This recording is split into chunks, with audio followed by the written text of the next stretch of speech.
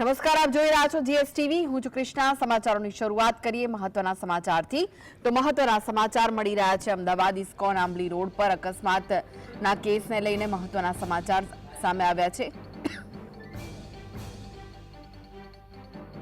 પર મુક્ત થયો છે મહત્વના સમાચાર। ગઈકાલે તેને અકસ્માત સર્જ્યો હતો। 5 જેટલા વાહનોને અડફેટે લીધા હતા। 24 કલાકમાં જ આરોપી રિપલને જામીન મળ્યા હોવાના સમાચાર સામે આવી રહ્યા છે।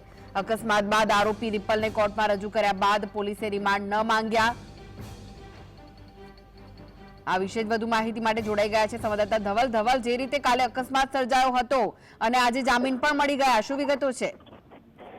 ચોક્કસથી કૃષ્ણ વાત કરવામાં આવે છે કે ઇસ્કોન આંબલી રોડ પર જે મોજીદા છે નશાની હાલતમાં રિપલ પટેલ જે અકસ્માત કર્યો છે તેમાં 5 થી 7 જેટલી ગાડીને આરોપીને આજ રોજ કોર્ટમાં રજૂ કરવામાં આવ્યો હતો। અમદાવાદ ગ્રામ્ય કોર્ટમાં રજૂ કરાતા જ પોલીસે જે વધુ રિમાન્ડની માંગ ન કરવામાં આવી એટલે પોલીસ દ્વારા રિમાન્ડની માંગ ન કરવામાં આવી અને ત્યારબાદ રિપલ પંચાયત તેના વકીલ દ્વારા જામીન અરજી મૂકવામાં આવી હતી। એટલે કે નશાની હાલતમાં ઘર કરવાનો જે ગુનો હતો તે રિપલ પંચાયત પર નોંધવામાં આવ્યો હતો અને તે તમામ બાબતોને ધ્યાને રાખતા જ અમદાવાદ ગ્રામ્ય કોર્ટે રિપલ પંચાલને 15,000ના બોન્ડ ઉપર જામીન પર મુક્ત કરે છે અને અમુક શરતો પણ મૂકવામાં આવી છે। એટલે કે કહી શકાય કે 24 કલાકની અંદર જ અકસ્માત યોજના રિપલ પંચાલ છે તેને કોર્ટ દ્વારા રાહત પણ મળી છે અને કોર્ટ દ્વારા જામીન પણ આપવામાં આવે છે। ધવલ, શેના આધારે જામીન આપવામાં આવે છે અને કેવી દલીલો થઈ હતી?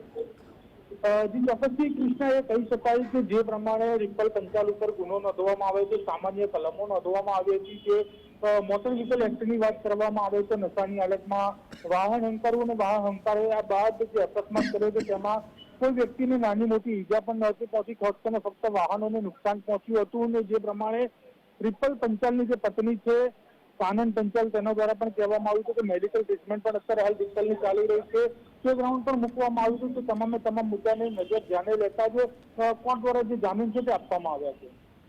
જી, આભાર ધવલ સમગ્ર માહિતી આપવા માટે।